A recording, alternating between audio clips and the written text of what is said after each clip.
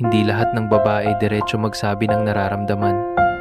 Minsan sinusubukan ka muna nila, tahimik, pero totoo. Kapag bigla silang lumayo, nagbago, o tumahimik, hindi ibig sabihin wala silang pake. Madalas, tinitingnan lang nila kung worth it ka bang pagkatiwalaan.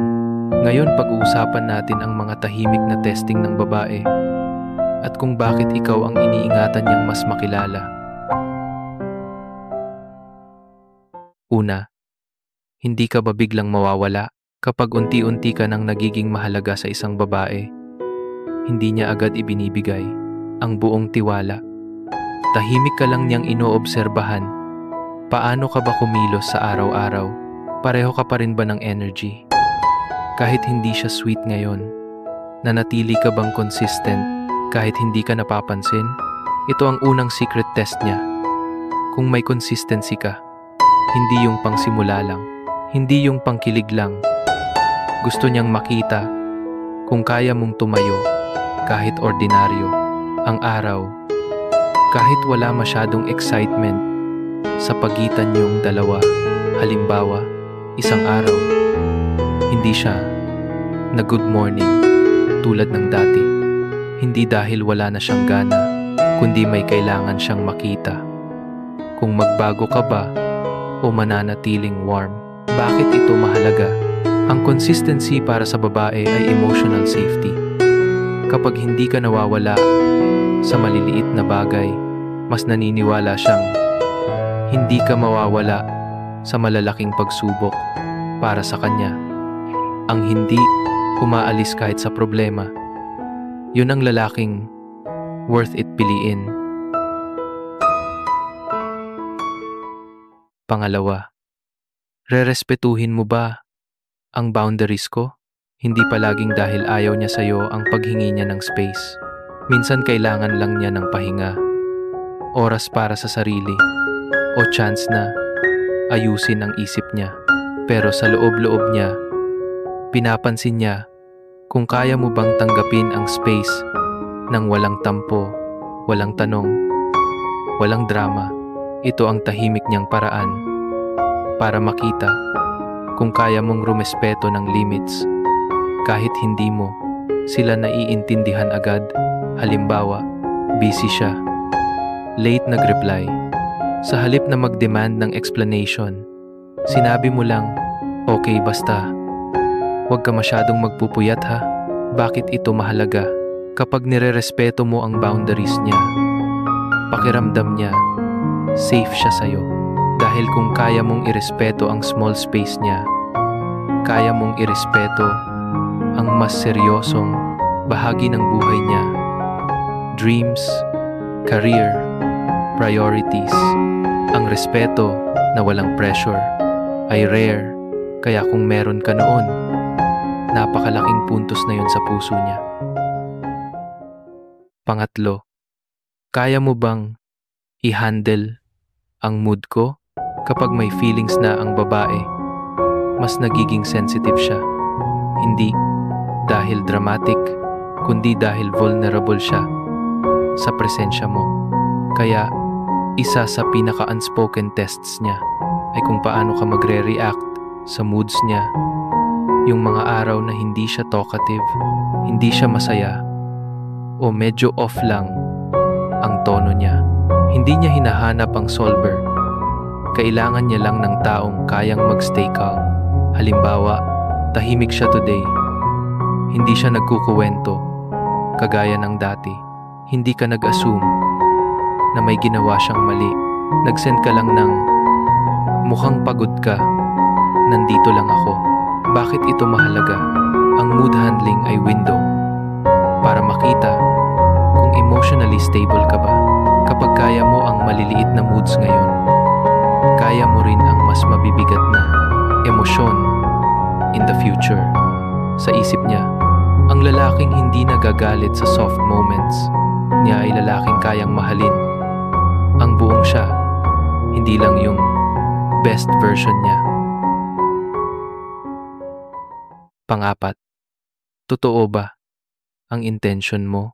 Maraming babae ang natutong maging maingat hindi dahil maarte sila, kundi dahil minsan na silang nasaktan ng taong may hidden motives. Kaya isa sa pinakatahimik na paraan ng pag-test niya ay pagtingin sa intentions mo.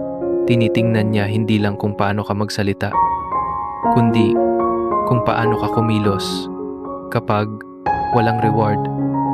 Hindi siya naghahanap ng perfect answer. Gusto lang niyang maramdaman na totoo ka. Kaya minsan magtatanong siya ng biglaan, bakit mo ako gusto? Hindi para sa validation, kundi para makita kung sincere ka o nagpapapogi lang. Halimbawa, tinanong niya, bakit mo ba ako gusto? Hindi niya sinusukat ang ganda ng sagot mo, tinitingnan niya kung genuine ang tono mo.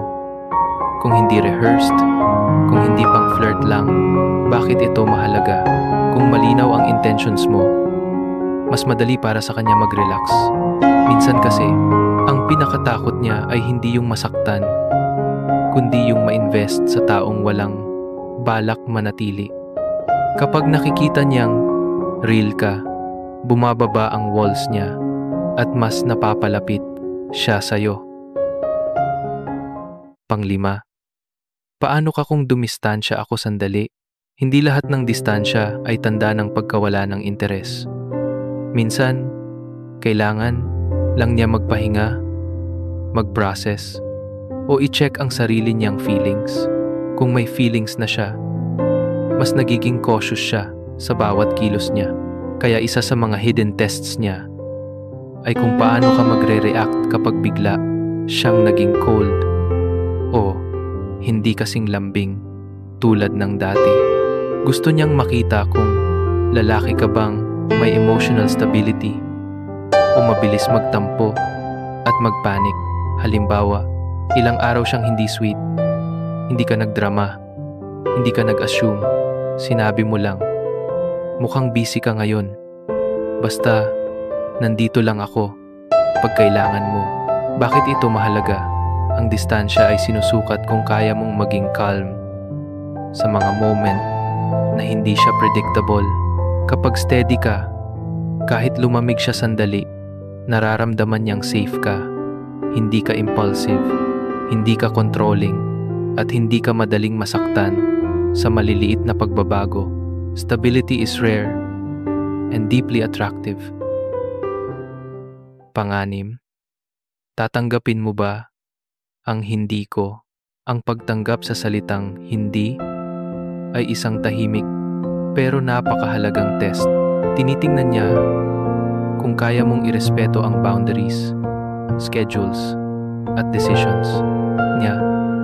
Even when it doesn't go your way, hindi niya gustong makita kung gaano ka persistent. Gusto niyang makita kung gaano ka mature. Ang babae na may feelings ay nagiging mas sensitive kapag nakikita niyang nagtatampo o nagagalit ka sa simpleng hindi ngayon. Pinapansin niya kung lalaki ka bang may ego, control, o lalaki ka bang nagagalit kapag hindi nasusunod. Halimbawa, niyaya mo siyang lumabas. Sabi niya, di muna ako pwede. Hindi ka nagalit, hindi ka nagdemand ng paliwanag. Sinabi mo lang, okay lang. Enjoy mo muna day mo. Bakit ito mahalaga? Para sa babae, ang lalaking kayang tanggapin ang no ay lalaking may respeto. Kung kaya mong i-handle ang small decisions niya ngayon, kaya mong i-handle ang mas malaking emotional needs niya sa relasyon. Ang babae ay naghahanap ng lalaking may emotional control. Hindi lang love ang nagpapatagal sa relationship, kundi respect and foundation. Pangpito, totoo ka ba kahit walang kapalit? Ito ang pinakamalalim at pinakamahirap na test. Gusto niyang makita kung consistent ka kahit hindi siya sweet, available, o affectionate that day.